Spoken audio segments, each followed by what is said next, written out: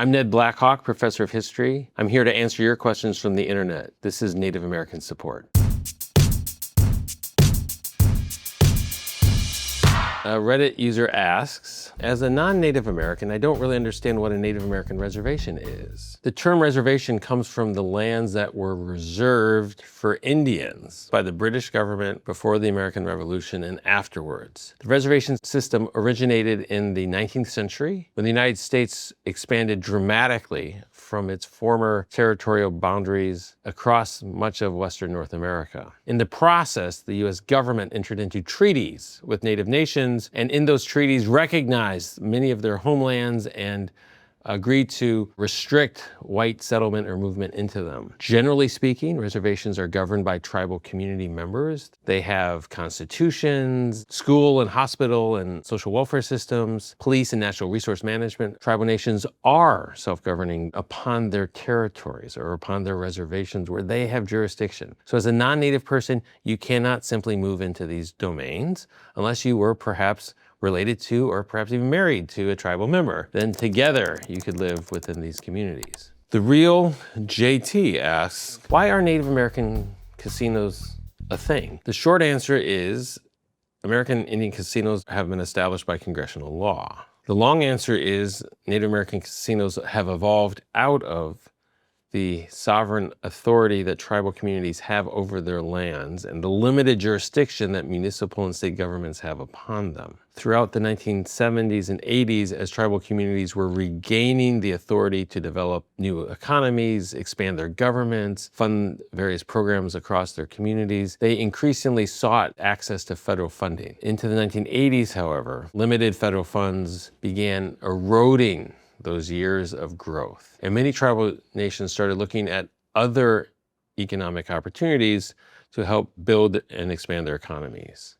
They started using their tax-exempt jurisdictional status to sell cigarettes or tobacco, to offer bingo and related gaming facilities. Over time, that jurisdictional authority required Congress to intervene and establish state and tribal compacts so that casinos could be regulated, and that is what the Indian Gaming and Regulatory Act of 1988 did. There is some contention about the presence of casinos within Native American communities, but generally speaking, tribal communities have appreciated the economic opportunities that gaming facilities have provided and have been trying to use the resources gained by gaming to build and expand other parts of their governments. A Quora user asks, is there a correct map of the original boundaries of the United States and its tribal nations? It is often hard to find a single image of the contemporary native nations of the United States, in part because very few of them have actually been rendered. I've tried in my recent work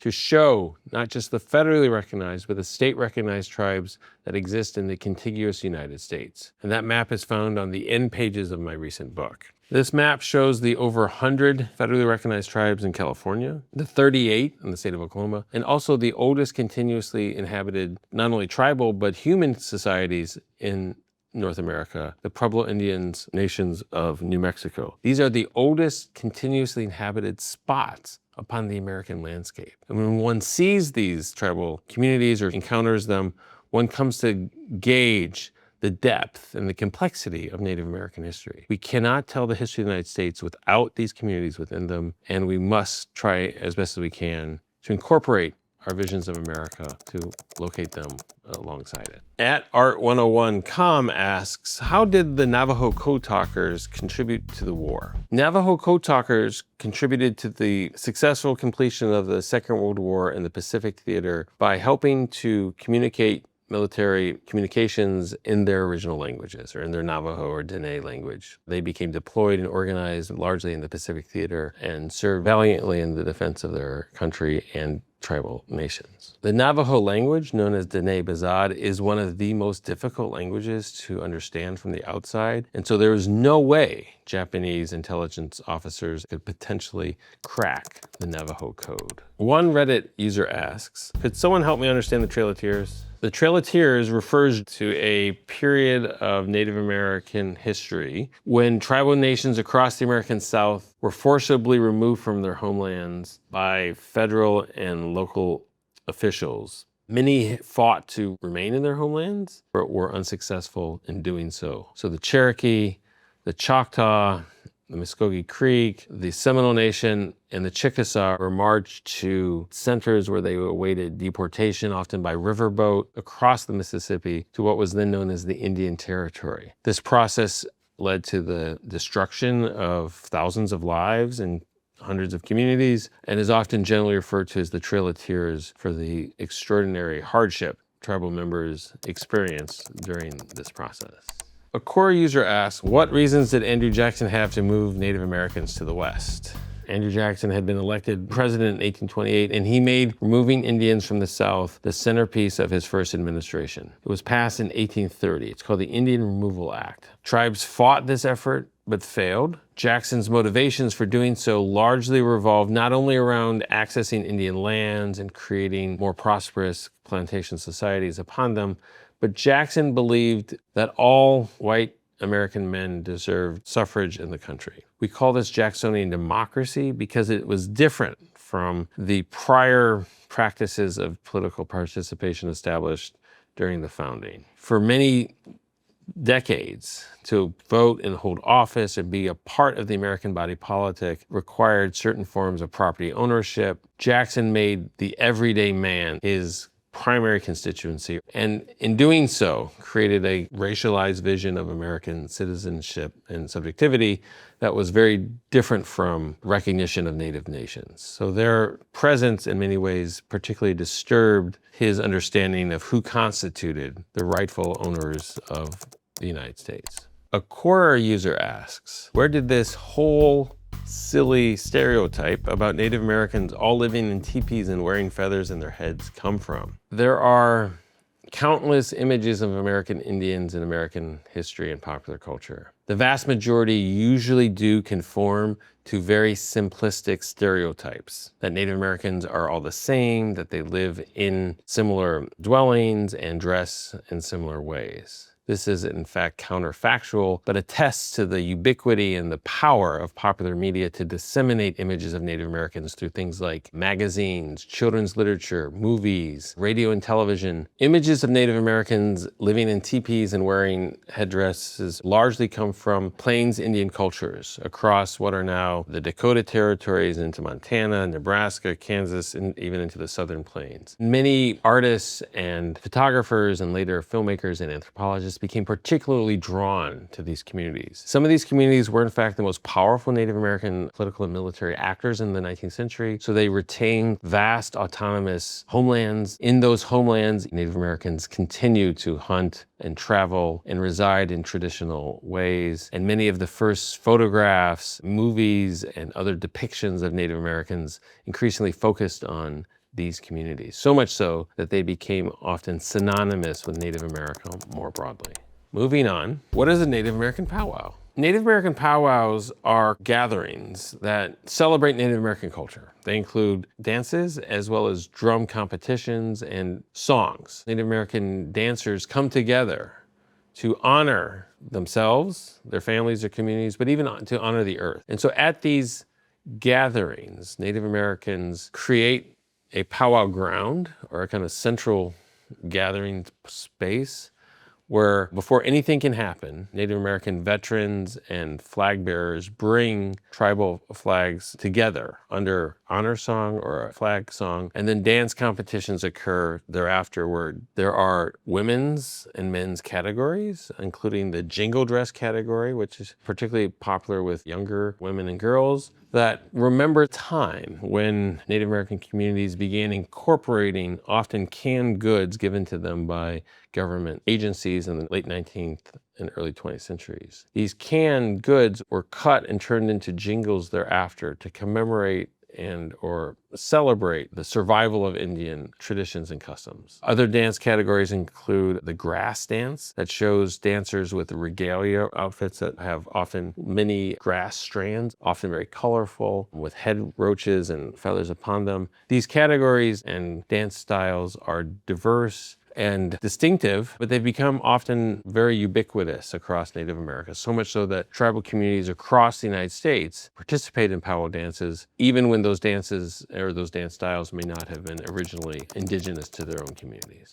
Jake D. Welder III asks, what's the Red Power movement? The Red Power movement generally refers to a period of American Indian political activism across the 1960s. It was fueled by a series of charismatic individuals, nationally organized associations to condemn and try to reform corrupt and broken federal Indian policies. These activists were very good at getting media attention and staging occupations and takeovers and dramatic publicity stunts of various kinds, including the 1969 occupation of Alcatraz Island. But they had a harder time reforming laws, lobbying Congress, and instituting real change upon reservation communities. Throughout the Cold War era, the federal government increasingly attempted to move away from its historic commitments to Native Americans, and it instituted a policy known as termination, whereby the federal government attempted to turn essentially tribes over to states. So anything associated with communal lifestyles became increasingly suspicious within many federal policy circles.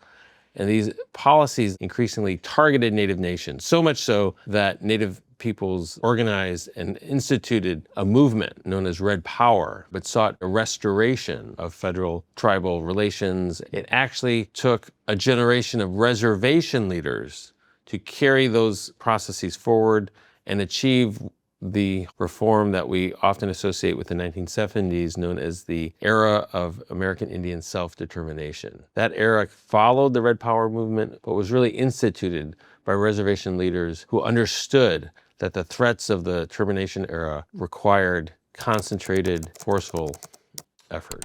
A Reddit user asks, Indian, Native American, or Indigenous? Many within Native America prefer the term American Indian because of its long-standing familiarity. The term Indian appears in both the U.S. Declaration of Independence as well as the U.S. Constitution. So we will never move past the term American Indian, but more recently, the term Native American and Indigenous has gained popularity and usage in order to move past the homogenizing elements that the term Indian has sometimes held.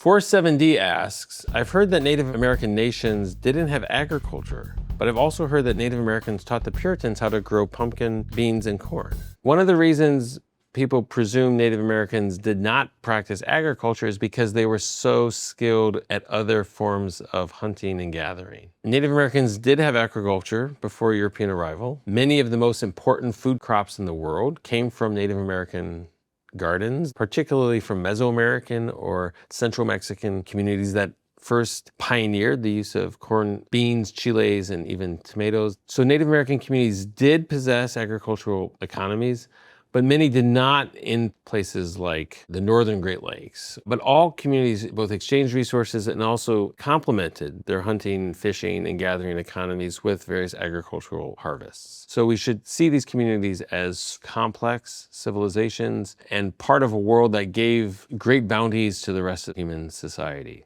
In fact, the corn, beans, and squash raised by indigenous peoples complemented each other so well that they created extraordinary bounties of surpluses that could be widely traded and help sustain newcomers such as the Puritans or other English settlers. Quora user asks, were there any wars between Native American tribes before Europeans arrived? The answer is yes, but not in the ways that we might assume. Prior to the arrival of Europeans, Native Americans did not have guns. They did not use horses in combat. Generally speaking, Native American communities fought in ritualized and localized engagements. So the history of Native American warfare became forever changed by the arrival of Europeans who brought with them not only new technologies of violence and warfare, but radically disruptive influences, particularly the introduction of European diseases that raged across Native America for generations following Columbus's arrival. Next up, how have Native Americans historically raised their children? Well, there are many Native American tribes and communities and cultures, so it'd be hard to answer that in exact specificity. In the American West, tribal communities have crafted various cradle boards or various forms of carrying devices used to keep them with them while they worked or maintained their families. This is a smaller version of a Shoshone cradle board, for example, that shows its woven hood and its skin or hide body. This is a miniature that was made for children to use and play with so that they too could someday prepare themselves to carry what in this case would be a boy's hood. The hoods are woven out of local grasses and gathered materials and would often include either a diamond or an arrow figure to denote the gender of the baby. And in the larger version, probably over a meter long, a cradle board like this would have been worn by usually the mother who would carry the infant upon it while she gathered, harvested, or did other forms of labor. At Justin Fowler 33 asks, okay, so how did Sacagawea make it all the way to the West Coast? Sacagawea is recruited in the winter of 1804 and 1805 when the Lewis and Clark Party has made it all the way up the Missouri River to the Mandan peoples of what are now North Dakota. They spend the winter there in this vibrant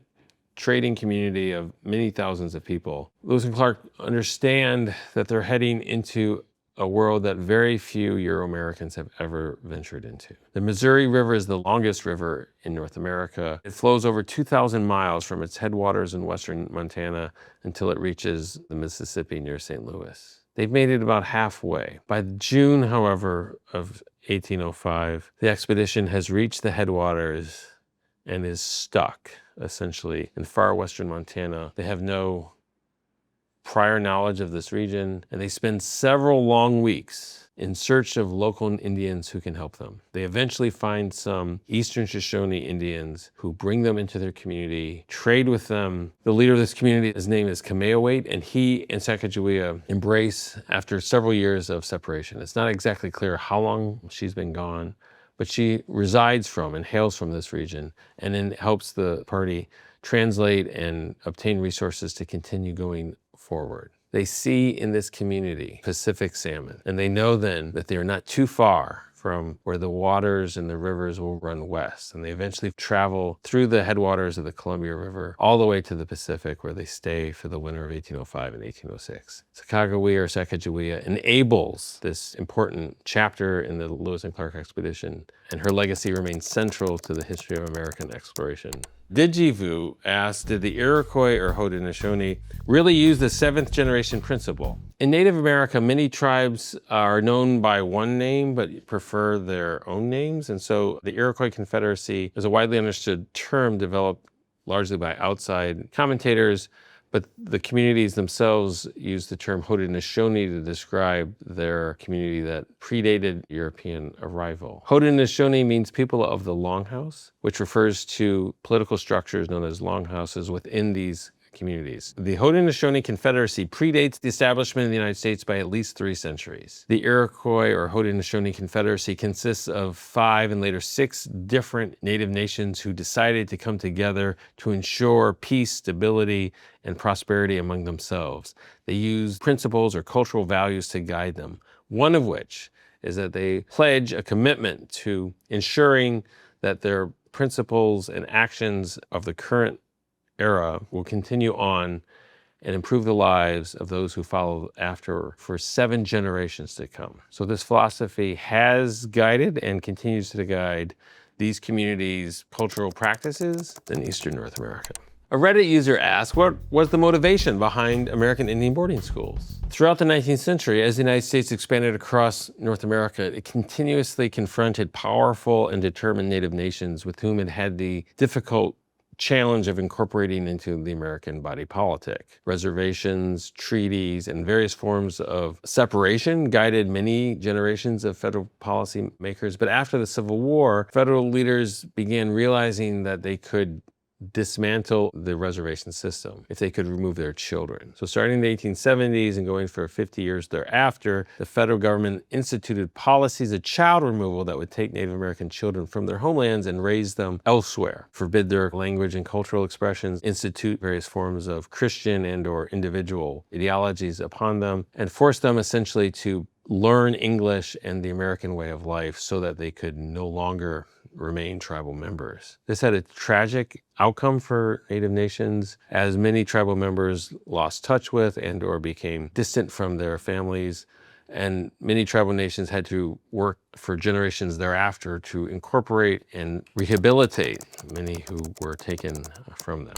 A core user asks, why is Red Cloud largely forgotten by history despite having governed a fifth of what is now the United States? I'm not sure Red Cloud governed a fifth of the United States, but Red Cloud was one of the American Indian leaders who fought the United States to a standstill in a battle known as Red Cloud's War from 1866 to 1868. Following the Civil War, the United States entered into a series of military and political conflicts with tribal communities, including the Lakota, who dominated much of the Northern Plains. Red Cloud and the Lakota communities of what are now western South Dakota and eastern Montana could organize thousands of warriors when needed. In the 1860s, the federal government had just concluded the Civil War and was trying to expand into the West. Red Cloud and other Lakota leaders attacked and destroyed numerous forts and essentially forced the federal government to negotiate a settlement known as the Great Sioux Treaty of 1868 that ended this war. So the United States has fought numerous Native American tribes and lost, and has had to enter into political and military diplomatic accords to conclude these wars. Hubo asks, I've often seen Native American reservations described as, quote, independent sovereign nations. Why were they never given any of the things we associate with independent nations? Separate passports, embassies in foreign capitals, seats at the United Nations, the Olympics, etc. Well, one can be an independent nation and not have an Olympic team and/or seat at the United Nations. The independence in the international system of recognized nations does not have much recognition or space for Native nations at the moment, but there are many Native nations that are trying to gain access into that world. The Iroquois or Haudenosaunee Confederacy does in fact issue passports for its members who live often between the United States and Canada. There is a restrained or limited form of sovereignty established by US constitutional law for Native nations so that they are not fully independent, but they are sovereign nonetheless and have authority over their lands and those who travel upon them.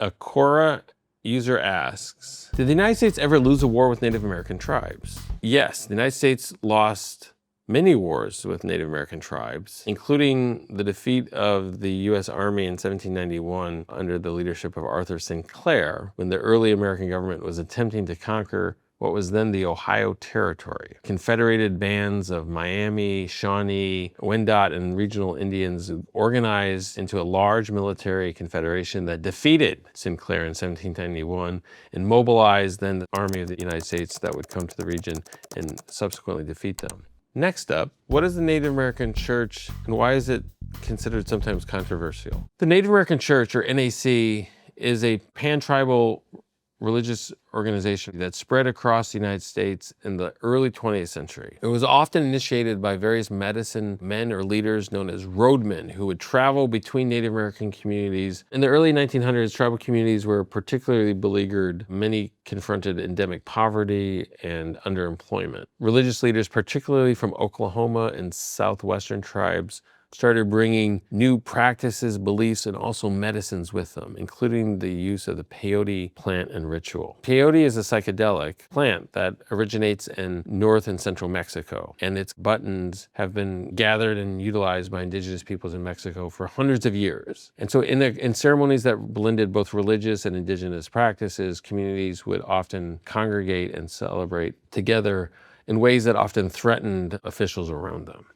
And so the persecution of the peyote plant has become a particularly controversial aspect of Native American religious history, and tribal communities have fought to ensure that tribal communities can utilize medicinal products when needed. A Reddit user asks, is the Native American population growing or not? Across the 21st century, Native American population has in fact increased fairly dramatically, and particularly in comparison to the previous century. In the early 1900s, Native Americans numbered less than 1 million across the United States, and many speculated that these tribal communities would not endure. In fact, federal policy encouraged the assimilation of Native Americans. A century later now, in 2025, Native Americans are estimated at between 4 to 6 million in the United States, and many more self-identify as Native Americans across both the United States, Canada, as well as Mexico. So, tribal communities have increased dramatically in the past 100 years and stand positioned to ensure that their lands and resources remain under their control and jurisdiction for many generations to come. Thank you for taking the time to learn about Native American history. Until next time.